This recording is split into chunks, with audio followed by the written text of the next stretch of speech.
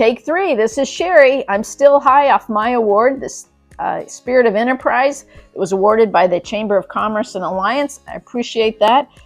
We've been here for 13 years, revitalizing historic East Main Street. So the Troll Museum was our flagship. The worldwide attention it's brought has changed people's attitude about downtown Alliance, and it's now getting great traction, and fabulous things are happening here.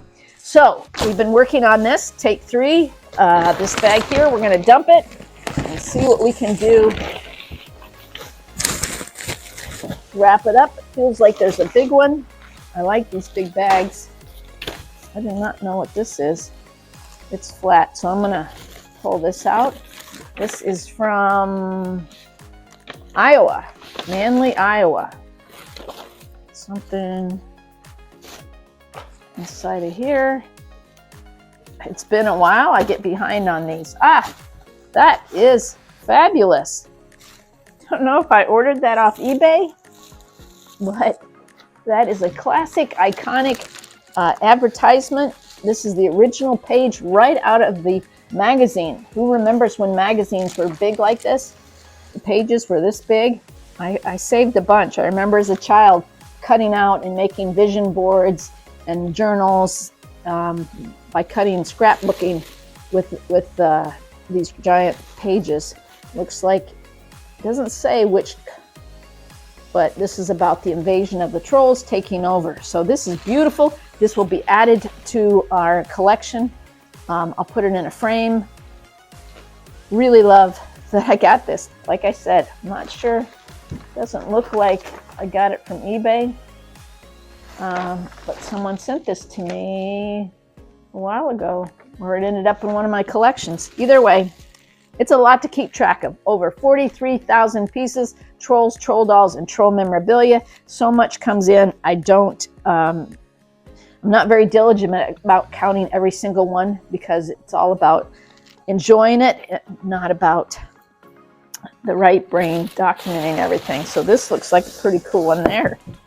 Here's one of the ones. They had you squeeze their belly, make a wish troll, and I don't think he's working anymore, but the red eye is a no and the green eye is a yes. So you could ask him for wisdom questions.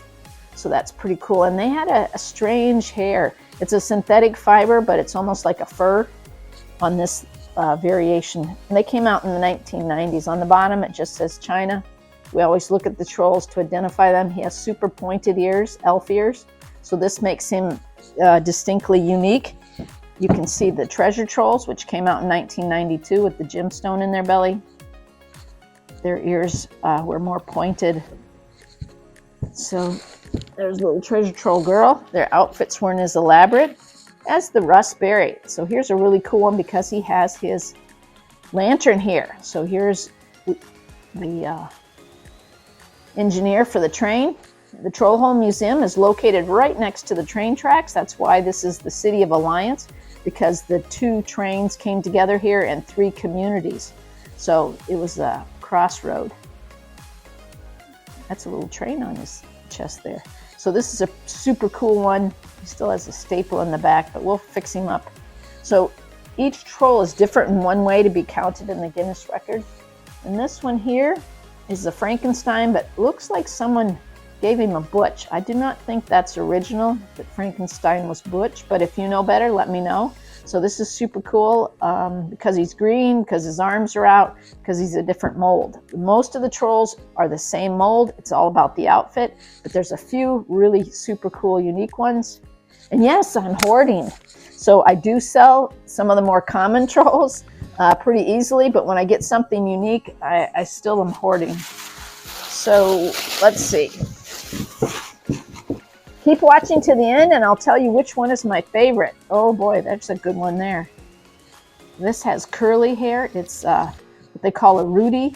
It's doll's hair on a troll. It's made by the Wishniks. Sometimes they have, can't quite see her eyes. Actually kind of looks like, what do you think? The eyes are missing. Rhinestone eyes. So we might replace that with the rhinestone on the back. It will tell you it's Uneeda Wishnik. So Uneeda was a doll company that make dolls, and they had a whole brand of trolls. So this one has a vinyl tie on it. So this is super cool. So we got my two favorites going here. Meanwhile, Mr. Russ Berry, who made Trolls, loves the holidays. So he did a whole big series on Easter. There's an Easter one. Here's a generic one, all waiting to be dressed. Sold butt naked. We have two older ones. We sort through them. There's another Russ holiday, Halloween, St. Patty's, and multiple sizes and styles from the little babies to the big ones. And here's one someone got busy and redressed. So they took felt, cut some holes in it. It's not hard. If you're at home and you want to make some troll clothes, remove it like this, lay it flat, cut out the pattern. Basically, it's a square. And then they used marker to decorate this and make a little piece. But on this side, it's a, what's the word for that? You turn them inside out. And then they did a little one and just used a piece of felt as string to tie that on. So yes, show me the pictures. Here's another even simpler one. It's once again basically a square, becomes a pattern, and you can make outfits. You can add a little piece of lace or ribbon to them. You can add little accessories, make them little necklaces. Here at the Troll Hole, we have a craftsperson, Darla, that makes custom outfits for our guest. Here's another one. It's a bigger size, less elaborate, but once again, strip it in the back. And this is a Russ troll, but he's kind of a different material, kind of not the same plastic. And he has really super flat ears, but the other Russes have slightly different ear. Anyways, there's several different styles in the Russ company. This is a Russ 2, and now we're down to a random outfit. Maybe it was on this one here. Once again, you can see they added rickrack there.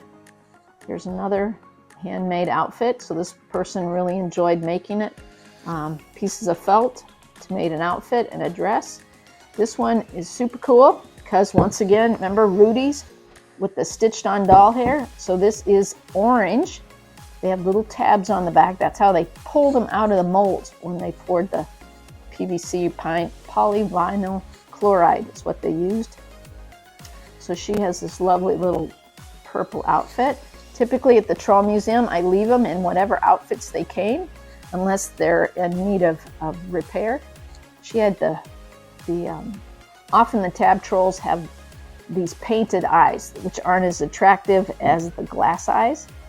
But you can see there the difference between the two eyes. So it has a few markings on the bottom.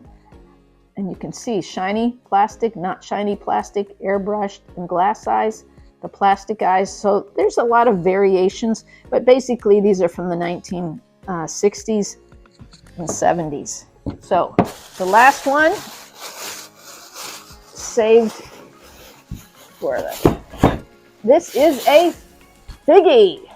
So Thomas Dahm, in 1964 model, made a doll that he called Iggy because they were enormous. And another company came along. If anybody knows who that company is, no markings on this whatsoever. It has pink painted lips. It did have Icelandic wool. It looks like it was a short variation. Glass eyes. It's a softer plastic. So these are Figgies. So I think this is my third Figgy. And they tend to come not in their original clothes, but I really like the Figgies because I always like the unusual. So my whole life, one more in the bag. So at this point, it is a random hat. So I don't know, maybe somebody gave the Figgy a hat, but never know what I'm gonna find in the bags. Here's my favorites from this one, the rhinestone Rudy and a Figgy. So post your picture of your Iggies below, and if you have any Figgies, if you have the original outfits, really like to see what Figgies originally came in. So let's keep talking troll. Thank you for watching to the end. It's been Troll-tastic.